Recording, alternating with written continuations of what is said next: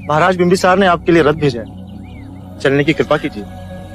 धन्यवाद, परंतु आप महाराज से कह दीजिएगा कि मैं अपने भिक्षुओं के साथ राजमहल चलकर आ रहा हूँ। जैसी आपकी आज्ञा गुरुदेव।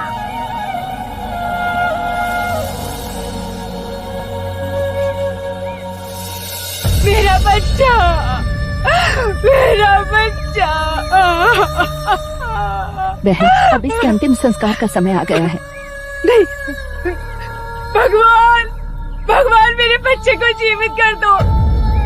तुमने इसके प्राण लिए, अब तुम इसके प्राण लौटा दो। मेरा बच्चा। किसा गौतमी, जो मर गया लौट कर नहीं आता। कोई है जो मेरा दुख समझेगा।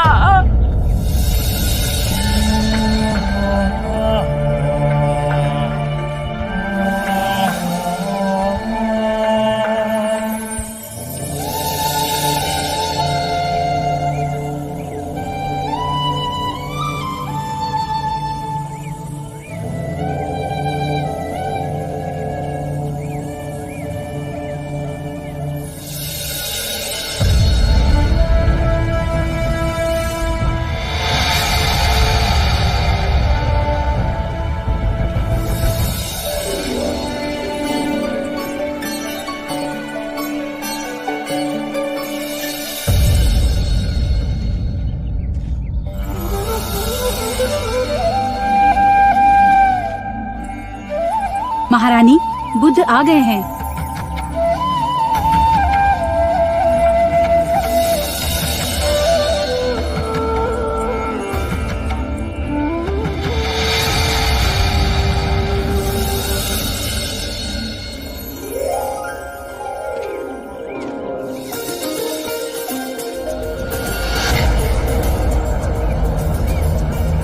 ये मेरी पत्नी है, महारानी वैदी। ये मगध के कुलगुरु, सभ्यता और संस्कृति के धरोहर,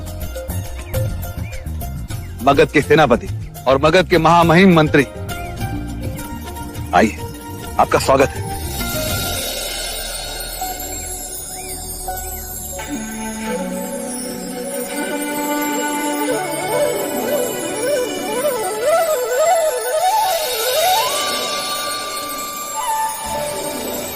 क्या भोजन हेतु आसन ग्रहण करें। आसन ग्रहण करें।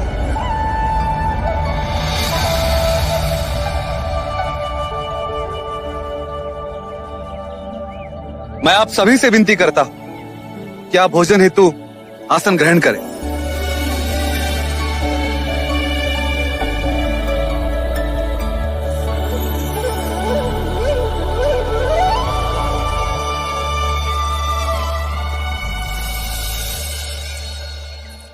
सेनापति, युवराज अजातशत्रु कहाँ है? वो प्रशिक्षण क्षेत्र में शस्त्रों से अभ्यास कर रहे। क्या उन्हें किसी ने सूचना नहीं दी कि आज स्वयं बुद्ध यहाँ पधारने वाले हैं? उन्हें ज्ञात है महाराज। आपने भी उन्हें सूचित नहीं किया? पर मैंने तो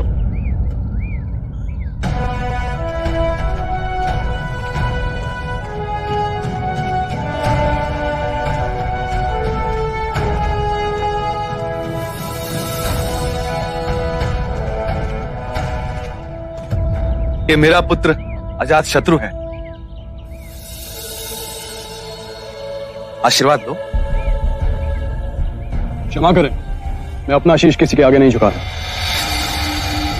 ये बहुत अच्छी बात है, किसी के दबाव से शीश झुके, ये बुरा है। कहने का अर्थ है, जब तक मन में सम्मान ना हो तो किसी के आगे शीश झुकाना। परेशान ना हो, मैं समझ गया। फिर कोई विशेष उपलब्धि भी तो होनी चाहिए।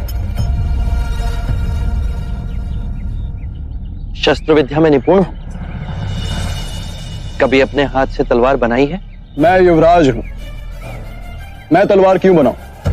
हाँ, युवराज शस्त्र बना सके ये तो आवश्यक नहीं,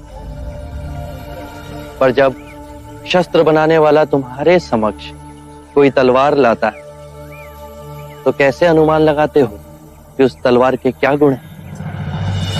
उसकी धार को देखकर, उसे चला उसकी चपलता मापकर।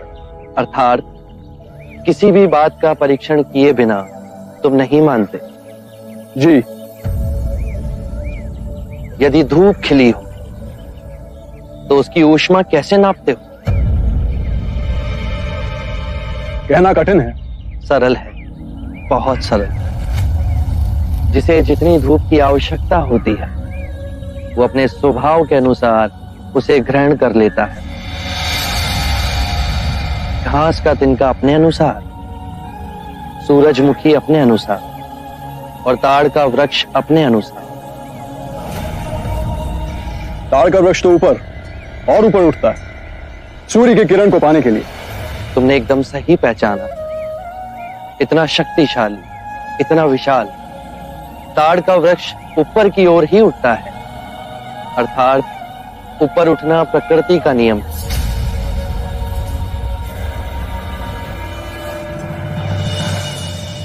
मैं स्नान करके आपके सामने उपस्थित होता हूं।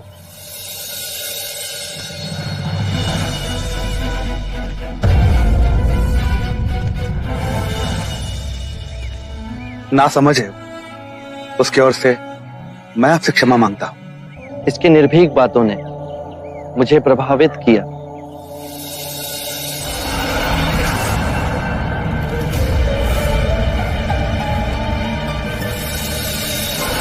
नहीं जाएगा मेरा बच्चा, कहीं नहीं जाएगा। साकेत गुरु प्रणाम। इस पगली को समझाइए, बच्चे का क्रियाकर्म करना है और ये अपने बच्चे को छाती से चिपकाए हुए है, छोड़ती ही नहीं। गुरुजी मेरे बच्चे को बचा लो, मेरे बच्चे को बचा लो गुरुजी, देखो, बच्चे को बचा लो। समझो तुम्हारा दुख दूर हुआ। एक व्यक्ति है जो इसे जीवित कर सकता है। कौन है गुरुजी? उस व्यक्ति के चरण तो हमारे महाराजा भी छूटे। उनके पास सभी प्रश्नों के उत्तर हैं। तुम्हारे इस मृत बच्चे को वो अवश्य ही जीवित कर देंगे। कौन है प्रभु? कौन है गुरुजी? बताइए ना। बुद्ध। बुद्ध?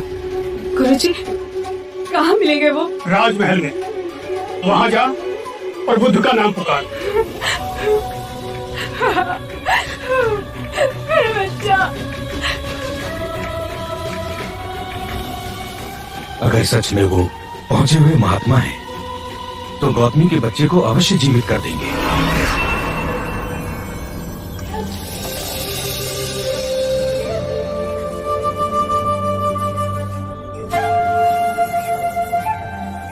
मेरे बच्चे मिले। इधर क्यों आई है? तेरा इधर कोई काम नहीं है, जा यहाँ से। कृपया कीजिए, मुझे अंदर जाने दीजिए। मुझे बुद्ध के पास जाना है। इस नेटर की दुआई कोई नहीं सुनेगा क्या? मुझे जाने दीजिए। छोड़ो मुझे। इन्हें आने दीजिए।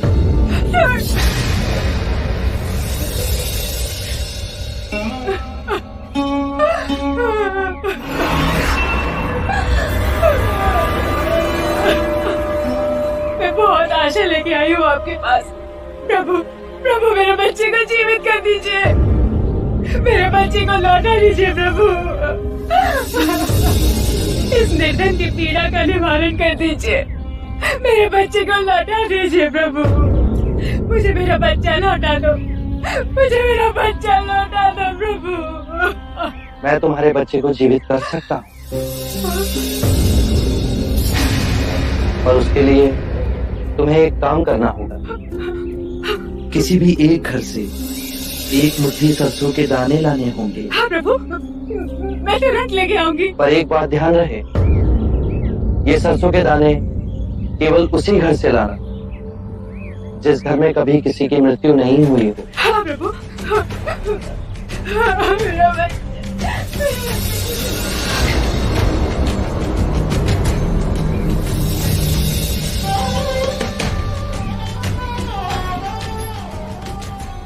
एक मुट्ठी सरसों का दाना मिलेगा? हाँ अवश्य मिलेगा। मांगा भी तो इतना सा।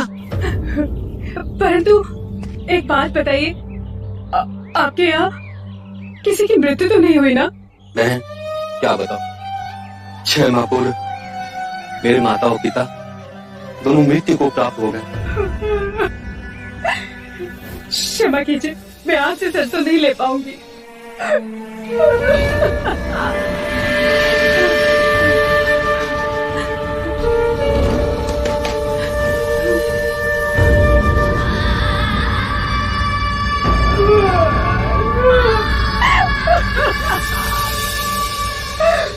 मेरी पत्नी का देहांत हो। मेरा युवा पुत्र मर गया। मेरा पुत्र मेरी बहू दोनों मर गए। मेरी बीवी, मेरा बच्चा सब बाढ़ में रह गए।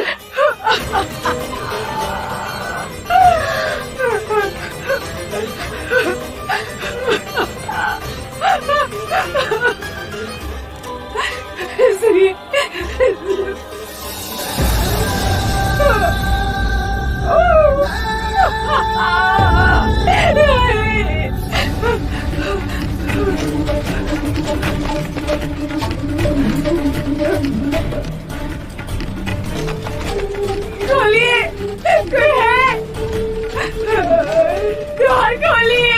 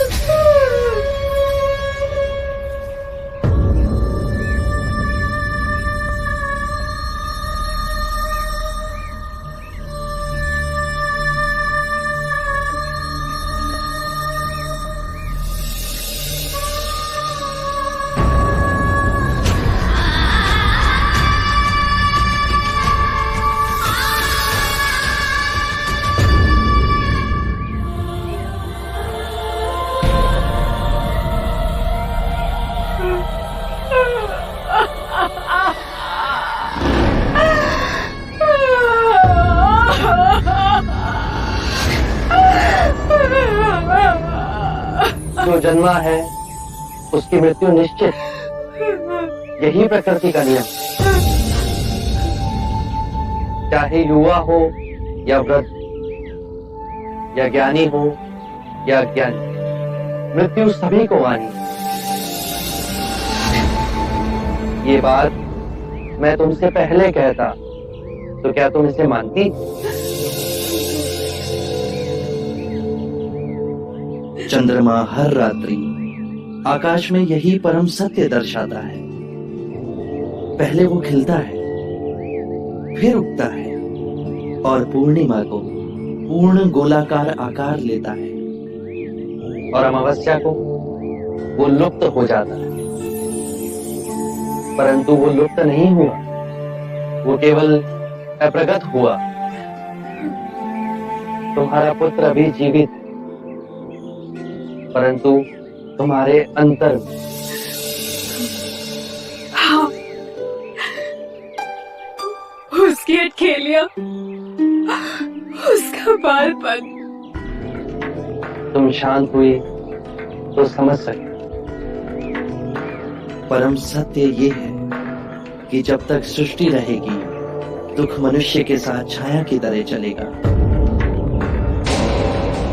इस दुख का कारण है वस्तु से स्वयं को बांधना, ये जानते हुए कि वस्तु क्षणभंगुर है। प्रभु, प्रभु इससे मुक्ति कैसे पाए? मुक्ति के लिए विवेक जगाना आवश्यक है। जो आए, चाहे दुख की सूचना या आनंद की परछाई, स्वयं को इन दोनों के बीच स्थिर करो।